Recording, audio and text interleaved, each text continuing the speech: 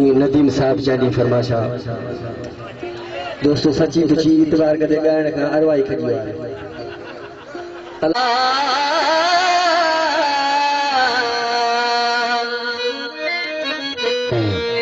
छाल खी पे छाल खा ओ पटे बीमारी जो बयान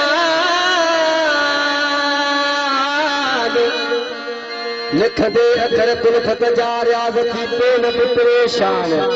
ही किसोने हो कुर्ब जो थी हथ पया हैरान चैन का जामिल खान यो दास्तान रख पहुंचे दिल में कदर भी कहजे कम न अचे वो कदर भी कहजे कम न अचे वो इंसान कहिड़े कम जो जेको अचण साईं ओ ताक़त विझी पवे वो मेहमान कहिड़े कम जो जेको दावत करे ऐं ख़िदमत न करे वो मेज़बान कहिड़े कम जो जिथे गुल हुजे ऐं बुलबुल न हुजे वो गुलिस्तान कहिड़े कम जो जंहिं प्यार में सच्चाई न हुजे वो जिथे लूण जी लप न मिले हर वक्त बंदि रहे वो दुकान कहिड़े कम जो जेको मलहड़े सलाह करे सो पहलवान कहिड़े कम जो जंहिं प्यार में सच्चाई न हुजे बेचरे में खान का जो किसो कहानी दास्तान कहिड़े कम जो बेजुर्म बेदादगी बेजुर्म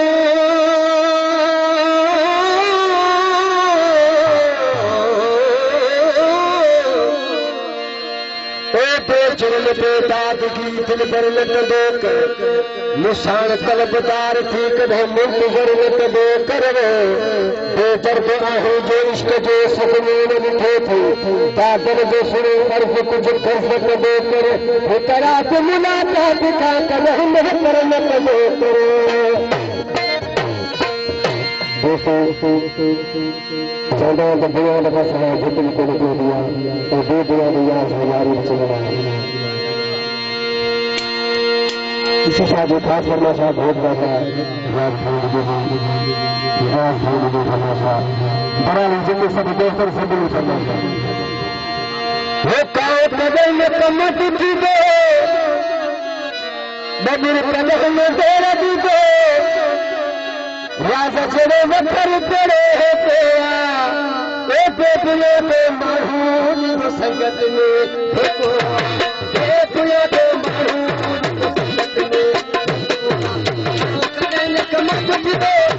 कदे न तेरा दो जड़े वखर पड़े हो बेबुले पे माहूद संगत में बेबुले पे माहूद संगत में देखो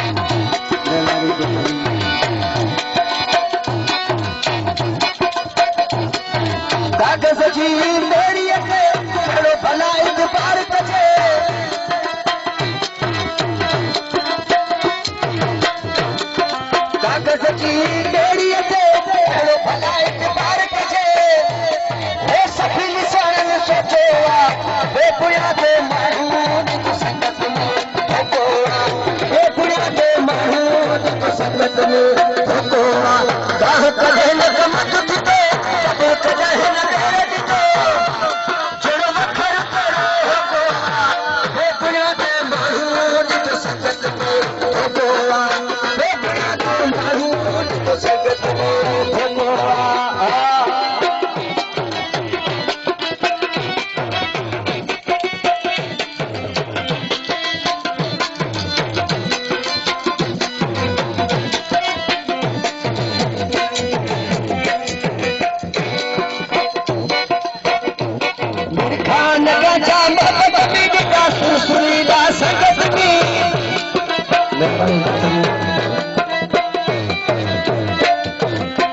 मुझे बिछड़े मनता रवि फौजी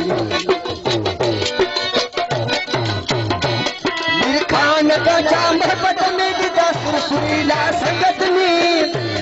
वो इश्क अना को वो पुण्या तो मारू तो संगत में भगोरा वो पुण्या तो मारू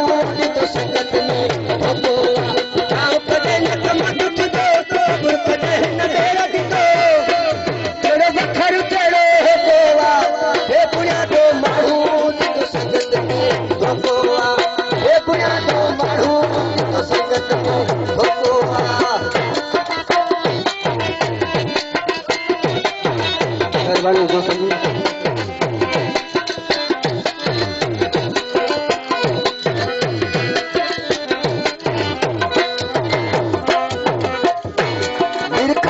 का जाम पट में दिदा सुरीला संगत में